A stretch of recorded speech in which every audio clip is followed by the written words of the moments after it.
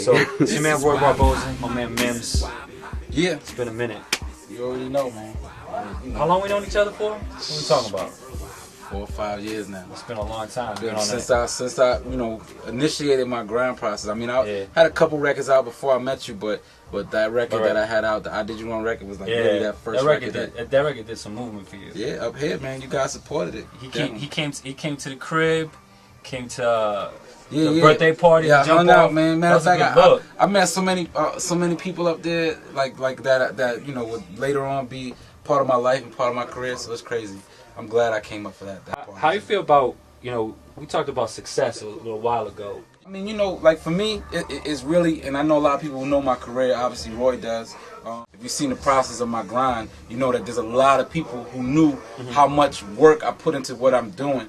So for me, I can't get jaded by success. I just got to keep working hard because I got so many people rooting for me and watching what I do now and saying, look, this dude MIMS is has done so much work to get to this point. I want to see him get to the next point. So I mean, success is great in the eyes of having a successful single out there, but I don't want to just be known as a one-hit wonder. So I want people to really kind of be able to follow my career and understand how how intelligent I am when it comes to this music business. Let's talk about that next move, because I know you just inked a deal with some real big people out there. Capital Music Group, and then not only that, but I do got a situation with Microsoft now. Yeah, I heard about that. They call me Microsoft MIMS, and that's official. They don't call me Microsoft MIMS for nothing.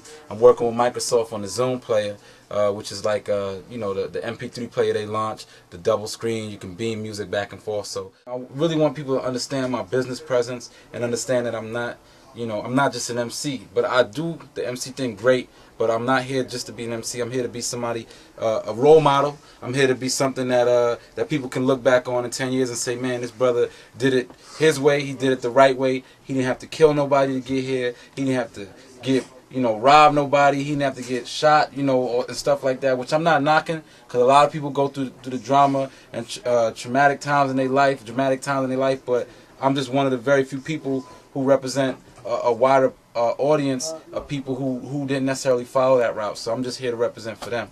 Got Roy on the top list, man. So I got like the #1 MySpace page on MySpace. So shout out to Tom and the other silent dude. But I got to ride out with my dude Roy. That was a big look. So. Like I was just wondering, where all these people coming from? Well, now so I definitely got to show you. All you got to do now is start selling beats, and then because we got the production. Yeah, exactly. So but I mean, album. Are we expecting it?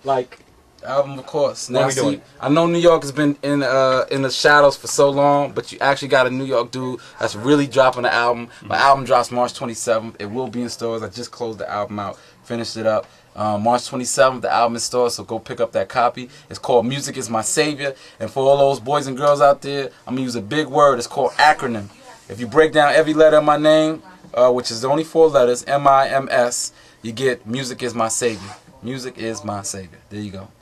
March 27th. We got a lot of people on there. What's going on? Real talk, and this is another sweet thing about the album. Okay. The album only has brand new producers on there. There's nobody that you're used to. Shout out to all the pioneers, the Timberlands, the Neptunes, Dr. Dre, So Def Dude, Jermaine Dupri. Shout out to them cats. Those dudes are pioneers. But for this album, and if you take it back to the days when Biggie came in and the days when Jay-Z came in and Nas came in, those dudes came in with brand new people, brand new producers. So I decided to do the same thing. I got the Blackout Movement on the album, who produced This Is Why I'm Hot For Me. They did about 9 records on my project. Wow.